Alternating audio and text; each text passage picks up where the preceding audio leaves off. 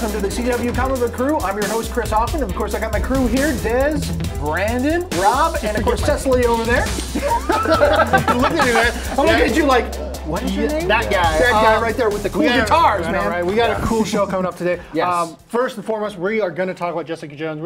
We are going to break down the good, the bad, the ugly of Jessica Jones. What we liked, what we didn't like, what we hated, what we want to just move out of our lives, and what we absolutely loved in the show. I had a lot of fun watching it. Also, we have some more details on Krypton, what we know, and then also, Des, we're going to talk about A Way Out.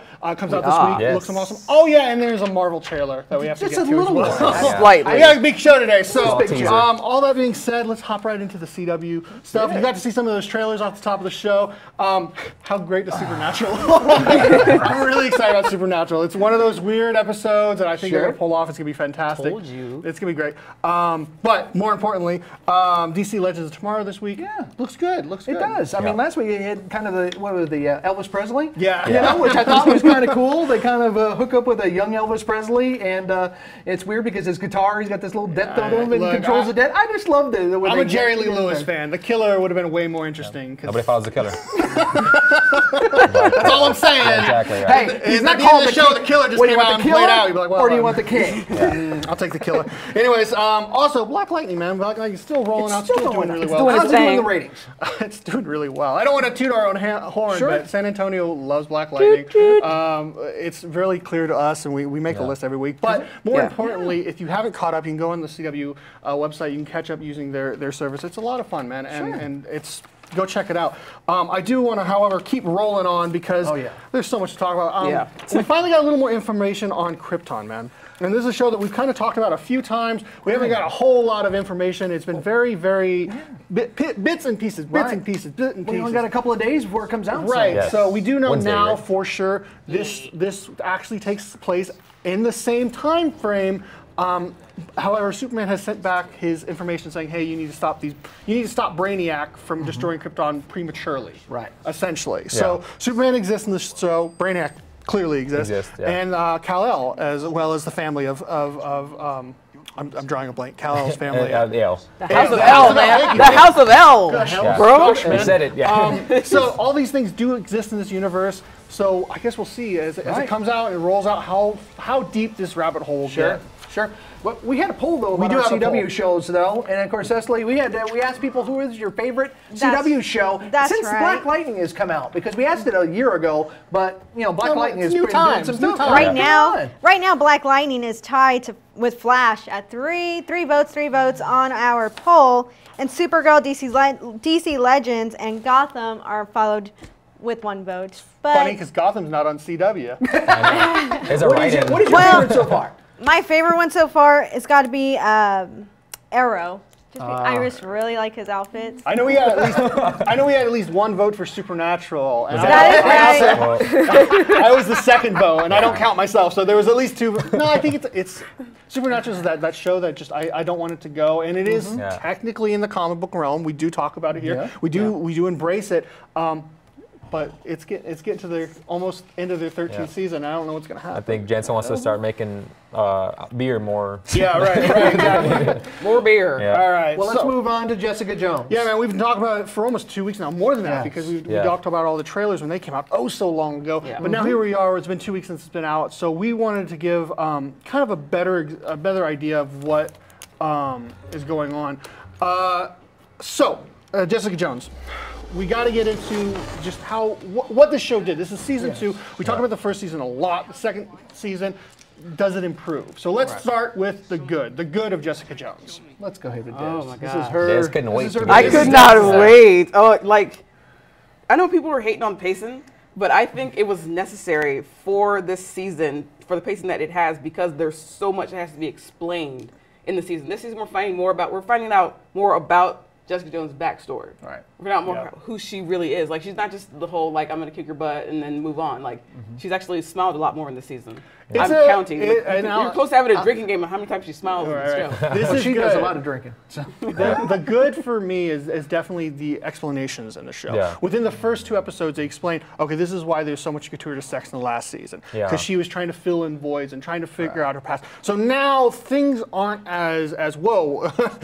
Let's calm the show down down just a heartbeat. It is like the Punisher. The Punisher had that big same problem of, well, but I knew it was the Punisher. I get the story, and that's because I'm a hardcore, you know, I followed Punisher for years. Jessica and Alias, I was never a huge fan of, so all this couture to sex and stuff, as regular as was in the comics, watching it from a clean slate, you're like, well, this is a lot. Like in the second page of the first issue. Right, exactly. It is in the first scene of the first episode of season 1. So with explaining her past, with diving into her kind of searching for how she became who she is, and other supers kind of coming out. We saw Wizard off the first 2 seasons, which I hope he comes back. I really love that character. But yeah, the good was definitely, it explains a lot more and gives you more interest into why this character is this way and why she wants to continue forward with her investigation. Sure. Yeah. Well, Alias Investigations feels like it's in the same situation Daredevil was season 2, where it's like you're getting all these guys coming in that like with their sob stories, and we know you're a hero, you should help us out.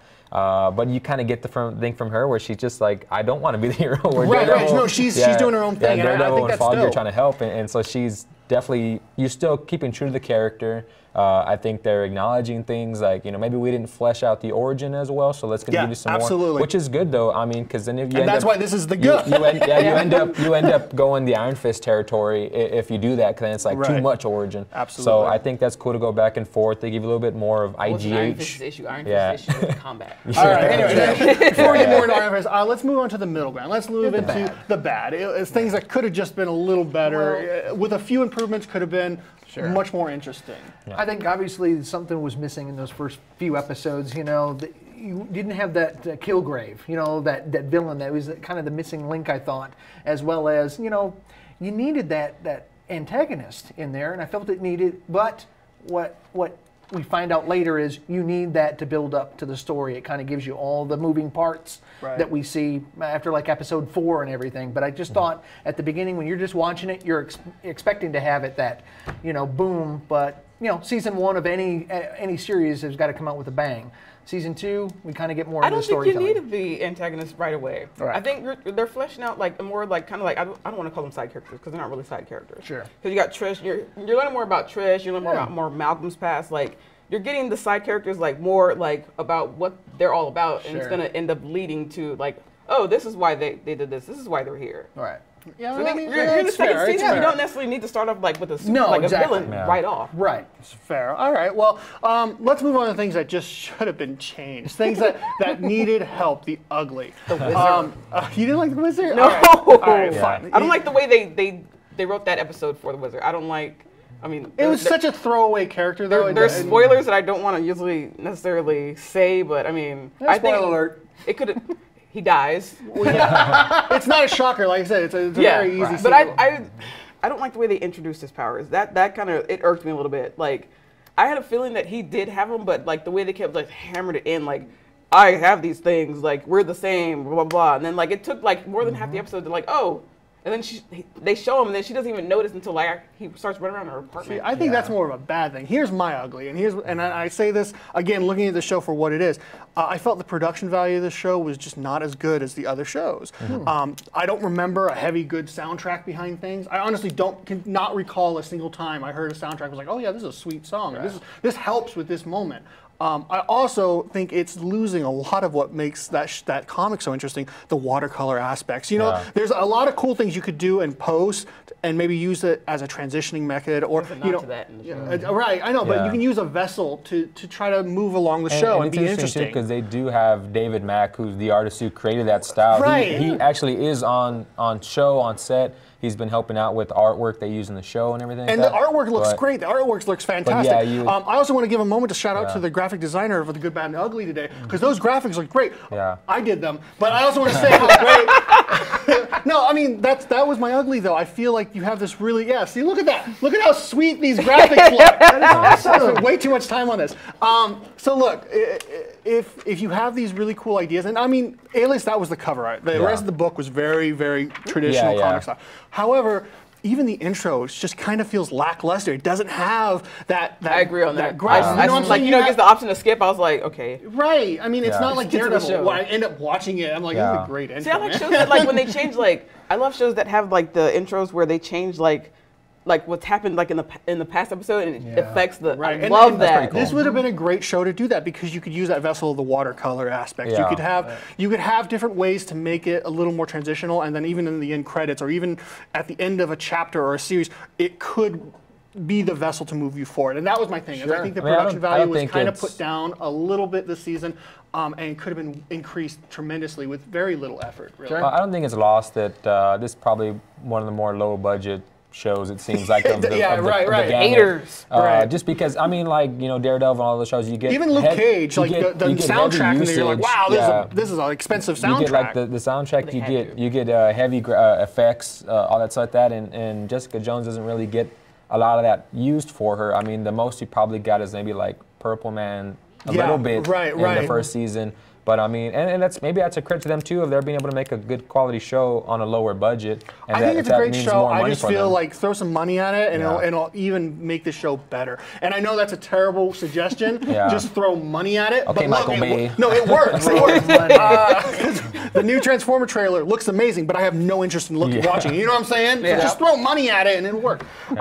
So I mean, there it is. The good, bad, and the ugly. Jessica Jones. Cecily, what did you think? You were getting into it. I'm getting into it, so I'm really excited for what the character. Because I'm trying to. I don't want to hear everything y'all are saying. Because y'all have a lot of spoilers right now. So I am getting into it. Actually, I don't think went past the 3rd episode on our discussion. So I'm on episode 7, so you're good. Whatever. I'm on 7. I hear things, but I'm not listening. But I'm really excited. So from what I did see, like I'm really getting into it. I like the character right off the bat. She's pretty awesome. Because Kristen Ritter is amazing. She's amazing. She's amazing. Now I do want to be the character. I do want to. I'm going to come in every day with the leather jacket, by the way. Yeah. So I do think it's cool that in a lot more of these episodes, she's wearing less makeup than she did the first season. I don't know if you guys know, like the first season, she was wearing like heavy red lipstick. You're like, whoa, let's tone it down a little bit. She doesn't wake up like that every day. No, right, exactly. So now I feel it's a little more natural. Kristen Ritter is a beautiful girl. There's no doubt about it. She's a great actress. She's got great comedic timing. Right, she does. So let's not like downplay that by having her look like a model. It was really good to see like just the range of her as an actress. Yeah, man, she goes all over the place. On a dime, she's crying, or she's furious, or she's got the comedic timing, like Des is saying. Like, I think she just did a really great job, just as the show's gone along from season 1 till now, of just really growing into that character. And I think really coming a long way from the first things she was in when she was getting into acting. So I think she's definitely showing a lot of improvement. Especially when Defenders comes back, I think it'll help. Well, she even mentioned whether that's going to happen or not, but we all know it's going to happen. I assume it will. I mean, even if Iron Fist isn't part of that, you have the Punisher, who's did really well. You have Jessica Jones, which is doing well. It's not doing bad. Got Daredevil coming out. Daredevil's doing well because it's still something everybody wants to see another season of. And of course, you have Luke Cage, which I can't imagine them not wanting to basically coattail the success of Black Panther, right? Sure. Like it's in that same realm and that same the same vibe of why not? Why? I mean, it did really well for what it was. Sure. So. Yeah. Well, we got to move on because a small trailer hit. I think Friday morning. That some movie coming out in that blew next up the month. internet. So let's watch it. Let's just watch it all together and enjoy it.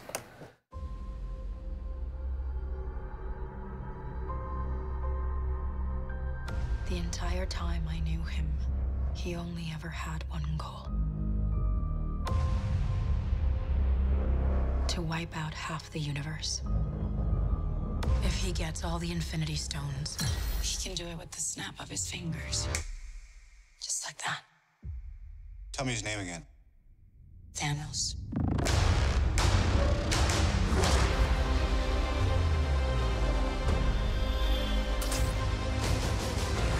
We got one advantage. He's coming to us. We have what Thanos wants, so that's what we use.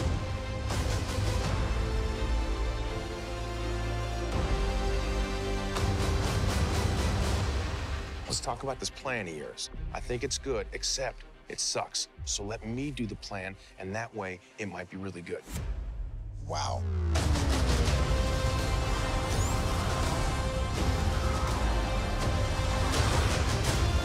The end is near.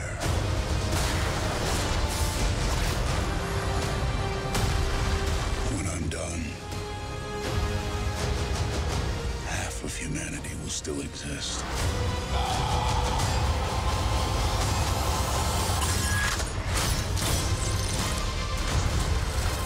perfectly balanced, as all things should be. I hope they remember you.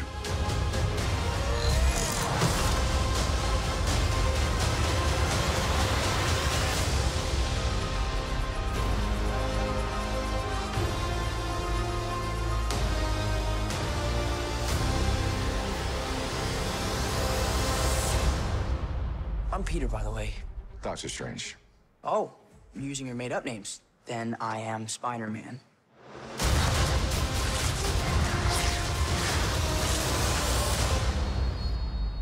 Wow. Yeah. It's 2 minutes of just one thing after the next. So over the weekend when this dropped, the first thing I did, I started making a list. Just a list of things I saw and I didn't see, more importantly. We'll get to the didn't see. Yeah. And I wanted to bring these kind of things up. The first thing we saw was that cool shot of the upside. It was the city upside down. They used the same thing in Black Panther when Kilgore came in. So I'm assuming that's the kind of entrance through it. If you look in the distance, we're gonna do it again, guys. And and as cool as that is, I was looking past that, going, "Hey, what's that flaming thing in the background there?" Yeah. There's a little flaming object in the background, and my thought is, "Oh, Silver Surfer." Right. That's exactly how Silver Surfer ends. Exactly. However, we all know at this table, everybody knows over that side of the room, they know on that side, they know everybody out here, they all know Silver Surfer ain't in this movie. No. So it's a little too late. No. Yeah. So I assume it's Bruce Banner. Yeah. We saw that in the last trailer. Bruce Banner came crashing down from somewhere. I assume it's Bruce Banner falling through the sky. Moving forward, snap of the fingers. Hey, that's a comic book reference. Hey, Rob, remember that comic book that he literally snapped his fingers and blew up the whole comic, the whole planet? So yeah, that was the thing. Also, I'm just thinking Thanos looks awesome. He does. He looks fantastic. He's got golden armor on. Way better than finally get to see that. He looks better than Doomsday. I mean, he's getting the people are saying he looks like Grimace. Grimace has been working out, you guys. Yeah. Well, it's fair. But I think it's something problem people had with Thor not having the helmet on. Yeah. But I mean, they kind of show at the beginning of the trailer he's taking it off, so maybe they just didn't want to deal with it. You'll see a few different. Maybe it was. It could have been some issue in terms of maybe the mocap or something, motion capture and all. Maybe it was. I mean, this is a trailer, so things can change. Yeah. And I'll get to that. And it's like, Cecily, did you think Thanos looked awesome? Yes, I've been looking forward to this movie for so long that I'm trying not to watch all the trailers that come out. I know. It's and really so I'm hard. like, but I see him here, so yeah, I'm really surprised. I'm going to get to this. I'm going to get this in a second because Marvel has this really cool thing, and I have a great example of it. Also, you saw 2 different spider suits. We saw the kind of the old school classic one, and then we saw the Iron Spider-ish kind of one. Very interesting thing. When we got to Wakanda, we saw in the background, again, this is where I look, is in the background of things. You saw Scarlet Witch kind of helping the Vision. Maybe the Vision's hurt. We don't know all the story to this. But definitely Vision is limping in some way. Well, remember we see in that earlier trailer where the Thanos minions are trying to attack him. So we saw some stuff of that. Also, Wakanda's kind of interesting because that's where we see Falcon in this shot. Falcon originally got his wings in Wakanda, as all of us comic geeks know. So maybe we'll see Falcon finally get an upgrade. Stop trying to make Falcon a thing. He's not a thing. But I mean, maybe. And we know, of course, Captain America. Nobody likes Falcon. I love Captain Falcon. America gets the upgrade. Captain America gets the upgrade. Yeah, Captain looks good too. So here's where it gets kind of interesting. In the shot where you see Thor kind of summoning lightning, very interesting shot because it's kind of, you get to this Wakanda battle, you have one group over here, kind of one group over here. It kind of looks weird and interesting, but Thor and Rocket and Baby Groot are all kind of doing their own thing, it looks like in the trailer. Thor's putting his hand up, summoning lightning like we saw in Ragnarok. However, I think this is one of those cool moments where they change things. You're about to see it right here. I think in the movie we will see the new hammer. We'll see Stormbreaker. Oh, that would be I think we will see Stormbreaker, a la Better Ray Bill, because who doesn't love Better Ray? I hope we get to see Better Ray. How cool would that be? Because it looks like they're in a different place. Maybe that's where Better Ray's coming from. Moving forward, we got to see Loki kind of doing the Loki thing. Here's the one last thing I want to mention is we see a scene where Captain is going face to face with Thanos. That is such an old story, almost like it came out straight out of 1991, Captain America versus Thanos. That exact shot was used in that comic book. So it's a story as old as 1991. Oldest time. Right. So here's my point. I think these trailers, as cool as they are, they have a real tendency to go, all right, we're going to send out this first render, and then we'll add Stormbreaker after the fact. We'll put Spider-Man's suit back in. Or, you know what I'm saying? It's not hard to do. And I think that especially with the Thor hammer, I think Stormbreaker will be in that shot. They just didn't add it. They just said just have the lightning kind of make it blurry and hard to see. And then after the fact, you'll see essentially Stormbreaker, the better A hammer, which is the hammer axe combo, and a lot easier to pronounce for all the other ones. So let's talk about what I didn't see. And here's the big things.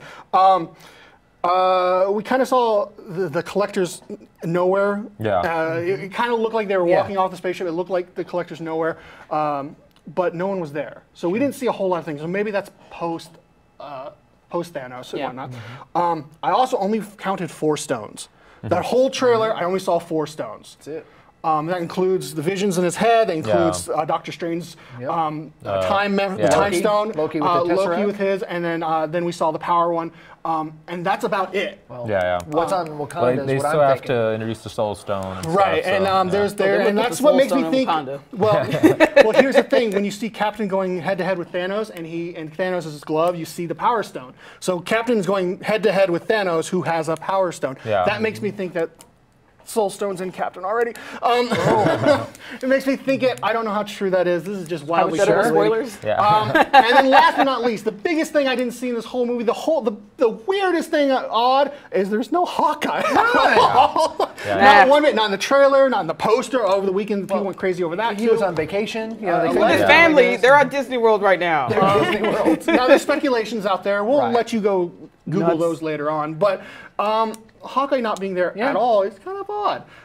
However, what's he really going to bring to the battle? right. I think that's one of those ones we're going to one-liners. I think that's what we're going to see in Avengers 4. Well, that's what we got Peter Parker for. That's what we got Tony Stark. We don't need 15 guys giving one-liners and then, then Guardians of the Galaxy comes out and you're like, well, there's a 4th now. Oh, geez. Oh, Groot does his one-liner. Great. Like, there can't be that many one-liners in a flick, man.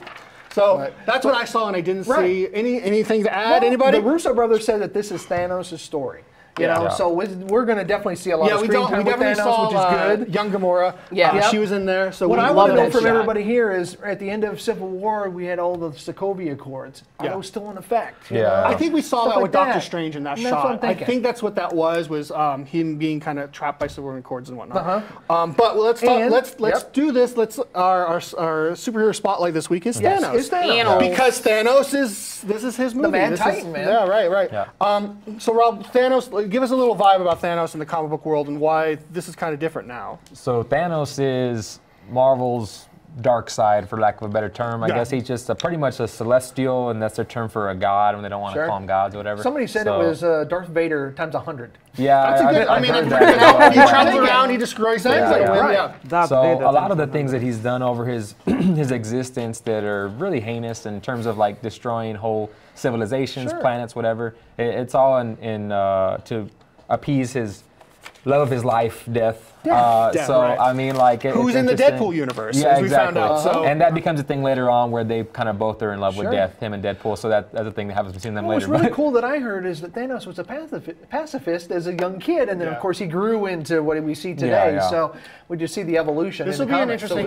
The things that are in the comic that are kind of canon are no longer canon for the most part. In the Marvel movie universe, they are different, and this story will kind of explain better on why Thanos is the way Thanos is, and more so who will die. Right. Because that's the biggest question. That's the biggest question. And as much as I'm going to say it, I mean, it literally could be anybody. Right. I do think there's a scene where Loki looks pretty concerned as his head's getting crushed.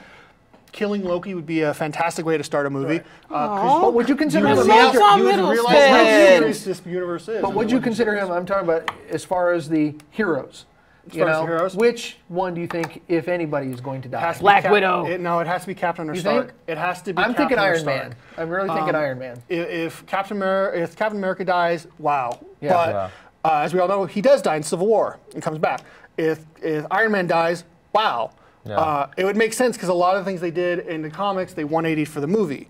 So killing Captain would make sense in that realm of thought. I think it's also too that these guys are kind of ready to move on. I mean, as much as we don't want them to, we don't want them to go away. I mean, I don't expect some of these guys at age 50 and all that stuff to really get jacked. So follow up to that, what's next then? I mean, if one dies, wow. but there's still a whole cast of characters to choose from. So this isn't the last movie by any means. So they just announced like 6 more films or something like that. So what do you do as a writer? How do you write yourself out? I mean, killing one character, wow, that's big. Well, they didn't say that Avengers 4 is going to be end of the storybook of this whole 10-year period, or actually when it comes out, 11-year period or whatever. So. We got some interaction on social media, guys. What's up? So we have Robert asking, could we possibly see Mistress Death in Avengers Infinity War?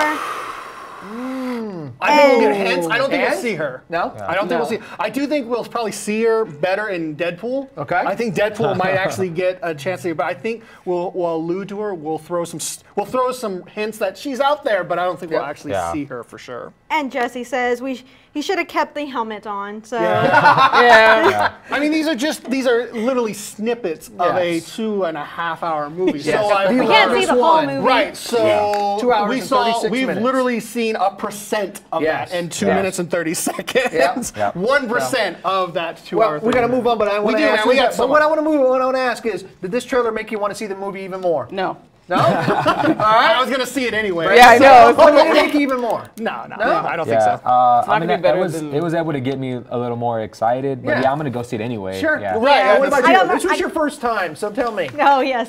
No, I'm really excited for this movie. I've been looking forward to it for a long time. So, yeah, it got me a little bit more excited for this. And the same thing here. It got me more excited. It didn't tell me all the stuff that I needed. It didn't have any spoilers that I thought. You know, they didn't tell too much. Just got whet my appetite a little bit more. We got to move it. We got to move it. So, some video game stuff. Tomb Raider. Yeah, Tomb Raider finally got confirmed. Shadow of the Tomb Raider is coming out September 14th of this year. And it kind of bombed at the theater. Yeah, it did bomb at the theater. Okay, that's why you go play the game. You play the first Tomb Raider reboot game of 2013, and you don't have to go see the movie because that's what it is, basically. Fantastic, right? And you get to actually interact with the environment. Sega Mega Collection. Oh my gosh, that's why I'm wearing the shirt. Yes, Sega Collection is coming out. And I think it's in May. I forget which date. I think it's the end of May. Yeah, the end of May. Yeah. Basically, PS4, Xbox One, and PC are finally getting their usual next generation upgrade for Sega. So Sega's coming out with like a bunch of games. Sonic the Hedgehog 2, all the Golden Axe. All those the usual suspects are there. So but no Switch. No Switch here. Yeah. Well, that's because I think they're going to wait to release their own library before they even do that. Absolutely agree with that. Jurassic World, the game. Yes. Dr. Ian Malcolm, as you see right there, is going to be heavily in this game. Coming out, I believe June 12th.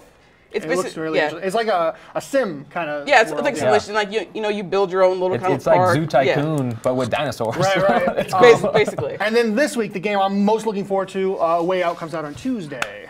No, 23rd. Friday. Sorry. Friday. I'm lost in dates. It comes out Friday. Well, because there's so much good stuff coming out. This game is, if you ever played Brothers, Tale of Two Souls, really interesting. Yeah. Really interesting. Completely two brothers. co-op, right? Right. Yes. This game is kind of taking that to the next level. I've described it as playing Shawshank. That's kind of what it is. Pretty much it. That's kind of what it is. Yeah. You play a character. Two people play each their own character. Vincent and Leo, and then you have to work together in real time to actually escape from prison. Yes. I mean, let's find out what their crimes are first before I decide if I want to get them out of prison. Like, I'm very much into crime and punishment. So if these guys are in there for murder, rape, and stuff, like, let them stay. I'll just stay. From what I've seen, it's worth getting them out because it's not just harping. Like, the whole game is not focused on you and him getting out of the prison. It's what happens after. Right. So this is basically the Escapist. It's like Shawshank Part 2. It's Shawshank meets the Escapist meets A Brother's Tale of Two Souls in a video game that's next gen and beautiful and awesome. That comes out Friday. I'm really looking forward to that. Moving on. Wow. Yeah, that was a lot. That's too much. So, comic books this week. Yes. Rob, we talked about some kid-friendly stuff to get the kids back into comics or into comics if they've never been into comics. And you brought us some titles to kind of throw us. A couple things. And these are all kid-friendly for families. Yeah, they're all kid-friendly. That's a thing I get asked about a lot. I know you brought it up last week, Chris. Is people come in. Usually it's people dragging their parents in who maybe aren't familiar with the stuff. Right. So they want to know, like, they pull it aside and like, hey, is this appropriate for the kids? As their kid trying to grab Deadpool off the shelf or Walking Dead. and I had to tell them no. It's like video not. games. Exactly.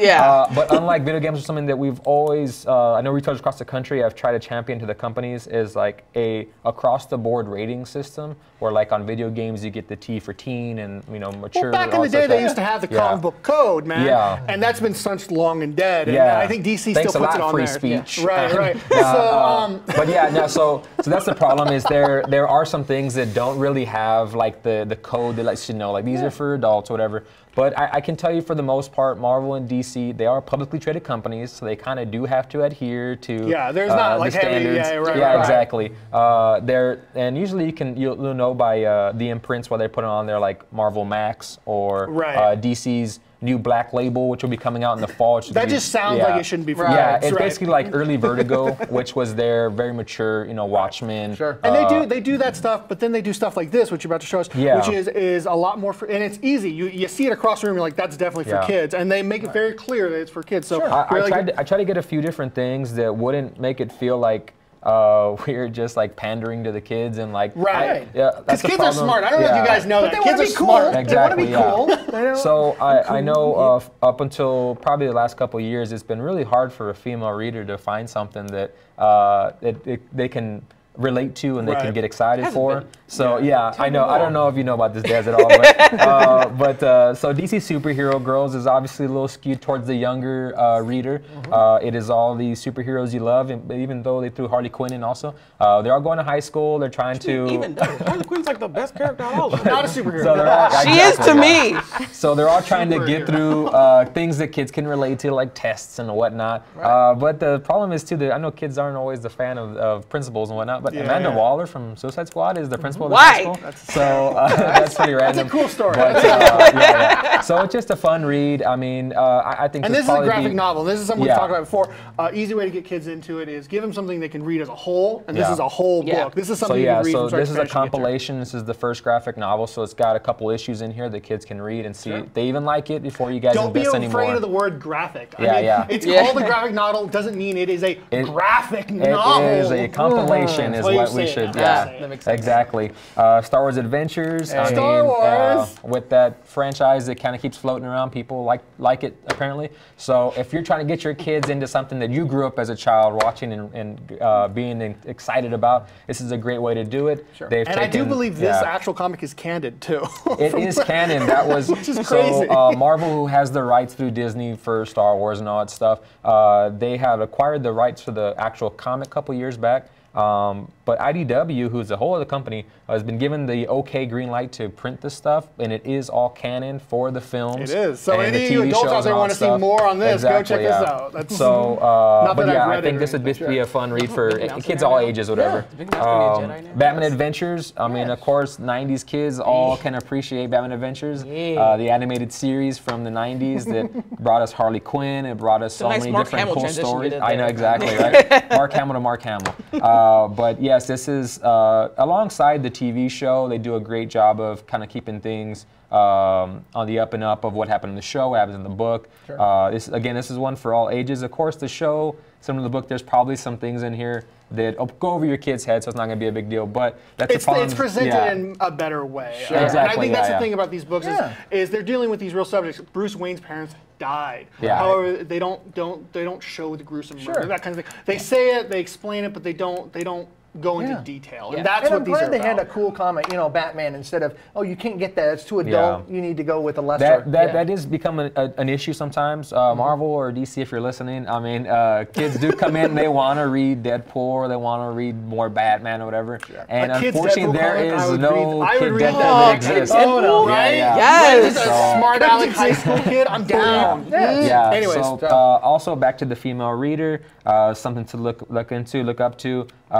We have here Moon Girl and Devil Dinosaur. Nice. This book came out a couple years ago, I think 2015. Yep. And people thought it was going to just really be one of those books that gets canceled immediately. But this is about Luna Lafayette. She is a 9-year-old girl who is one of the brightest minds in the Marvel Universe, and her best friend's a dinosaur, so I don't know how you can go wrong with that. If you're listening, someone please make this movie because... No, I want Netflix to make this as a series. There you go. I want a movie! No, I want a dinosaur every day. Lawrence Fishburne has shopped this to Marvel, and they are talking about making a TV show that he will executive produce. Nice. I'm down. So that would be interesting. You turned your good. I want a movie. No, only a movie. No. Oh. If they get the girl who plays Anthony Anderson's daughter in Blackish, then I'm down. Because that little girl can act. Yeah. And this is one of my favorite. A few years back, I read the heck out of this book. Invincible Iron Man. Riri Williams. She is the new Iron Man. If for those who are reading, 16-year-old, brilliant mind. She's also one of the brightest minds in the Marvel Universe. 16 years old. Here. She's at MIT, so you know. She's super young to be definitely. She's like what, 14 or 15? Yeah, so at that age, she creates her own Iron Man-esque costume and starts trying to go out to fight crime. Iron Man discovers her and sees that she has what it takes to be a hero, brings her under his wing, and then of course, as Iron Man exits the scene, she becomes Iron Man. For any of you big Marvel fans who are adults, this is literally how Spider-Man happened. Yeah. This book came out, and then Marvel kind of flipped the wording around a little bit, and Peter Parker came into the picture, and that's how they kind of connected the dots. Nice. So they took Riri Shine. I see how it is. Essentially, yeah. Good. So we got some titles that can come in. There's a lot more too. There's some really good stuff. Some of it, sadly, I didn't have in shop at the moment. That's a good thing that I mean, it's selling. I got to get some more of it in. There's stuff like Lumberjanes that's in libraries across the country. There's a lot of great books right now. Unbeatable Squirrel Girl. Right. So there's a ton of stuff. I actually saw Squirrel Girl over the weekend at the Fest of Tales. Nice. I was so happy. And then just the TV shows the kids are into too, like Teen Titans Go. Nice. There's so many good books out. So don't feel like your kids can't read comics as well and not be able to avoid the cussing or whatever. And your guys down at the shop will gladly help them out, give them what they can find. That's right. You just have to come in with the interest. Yeah, what you're interested in. If you like Batman, they'll help you find a Batman book. So, well, we got a contest winner. Yeah, and of course, we had the Thor Ragnarok digital download contest, and our contest winner is Brian Billick. And the cool thing about Brian, though, I kind of looked him up, and he's been a fan of our show for a while. He's a managing director, I believe, over at Traders Village. Oh, cool deal. But the cool thing about it is his son Damon, unfortunately, he's battling cancer right now, but he has been friended by Chris Evans, Captain America. Wow, they've twittered really back and forth. That's one of his favorite, and I'm telling you right now, we're going to get Damon on this show. Yeah. I want him to come in He needs to because come we want down. to talk some Captain America with Damon. Again, congratulations to Brian Billick